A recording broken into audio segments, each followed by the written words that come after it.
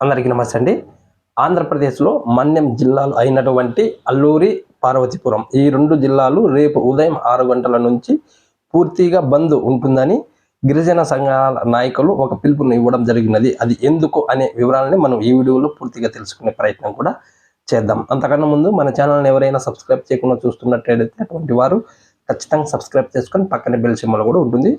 మరొకప్పుడు ఇలాంటి governments updates అనేది మన ఛానల్ నుంచి మీకు నోటిఫికేషన్ రూపంలో ముందుగానే రావడం కూడా జరుగుతుంది. ఓకే, ఇప్పుడు వివరాలకి వెళ్తే నిన్నటి రోజున మన స్పీకర్ అయినటువంటి అయ్యన్న పాత్ర గారు కొన్ని కీలక వ్యాఖ్యలే చేయడం జరిగింది. ఆ కీలక వ్యాఖ్యలు ఏమిటంటే పర్యాటక అభివృద్ధి కోసం 1/70 చట్టాన్ని సవరించాలని చేసిన వ్యాఖ్యలతో అల్లూరి, పార్వతీపురానికి చెందినటువంటి గిరిజన సంఘాల నాయకులు ఆయన వ్యాఖ్యలను పూర్తిగా ఖండిస్తున్నారు. ఇప్పుడు ఆయన చేసినటువంటి సంచలన వ్యాఖ్యలకి విరుద్ధంగా రేపటి రోజున అంటే రేపు ఉదయం 6 గంటల నుంచి పూర్తిగా షాపులు, స్కూల్స్, అలాగే కాలేజీలు, అలాగే వాహనాలు పూర్తిగా బంద్ 2 రోజుల పాటు ఉండడం జరుగుతుందని గిరిజన నాయకులు, సంఘాల నాయకులు ఇప్పటికే ఒక పిలుపును కూడా ఇవ్వడం జరిగినది.